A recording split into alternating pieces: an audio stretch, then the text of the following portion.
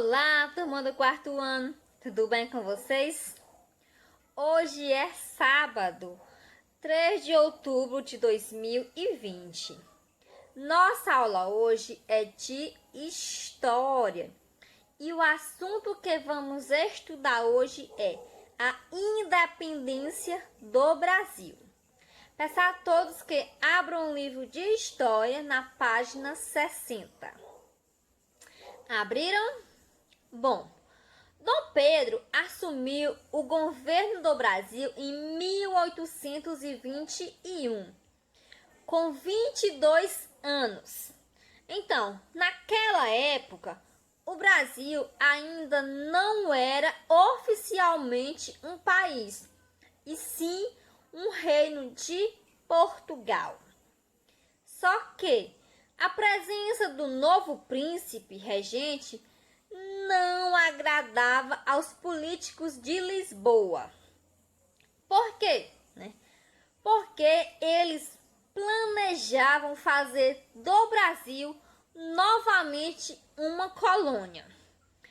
Já que eles não estavam gostando nem um pouco da presença de Dom Pedro, o que os políticos fizeram? Eles foram lá e passaram a exigir a volta de Dom Pedro a Portugal.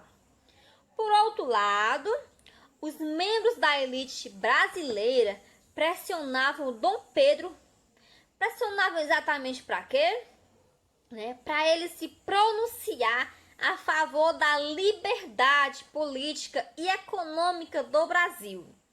Pois assim, eles continuariam com as vantagens que haviam conquistados. Por isso, Dom Pedro ele sofreu ali uma pressão.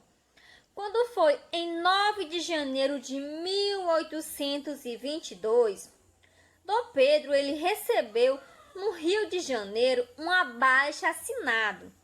Nessa abaixo-assinado tinha 8.000 assinaturas, pedindo exatamente sua permanência no Brasil. O que Dom Pedro fez? Ele pegou o documento que acompanhava ali o abaixo-assinado, fez a leitura e falou: como é para o bem de todos e a felicidade geral da nação, estou pronto. Diga ao povo que fico. E esse dia, 9 de janeiro de 1822, ficou conhecido como o Dia do Fico. Então, após decidir ficar, Dom Pedro adotou algumas medidas que aumentavam a liberdade do Brasil em relação a Portugal. E qual foi a principal medida adotada por Dom Pedro? Ele decidiu que nenhuma lei de Portugal poderia ter validade no Brasil sem a aprovação dele. Mas nem todo mundo gostou do que Dom Pedro fez. Os portugueses que moravam aqui no Brasil ficaram descontentes com essas medidas tomadas por Dom Pedro. E o que aconteceu? Aconteceu que em várias províncias houve lutas entre aqueles que apoiavam o governo português contra aqueles que desejavam a independência. Bom, em meio a esses conflitos, Dom Pedro ele recebeu correspondências de Lisboa que exigiam seu retorno imediato a Portugal. O que Dom Pedro fez diante disso? O príncipe regente ele optou pela separação e logo ele proclamou a independência do Brasil, que foi exatamente no dia 7 de setembro de 1822, que foi ali às margens do riacho do Ipiranga, em São Paulo. Assim, o Brasil declarava sua independência em relação ao domínio português.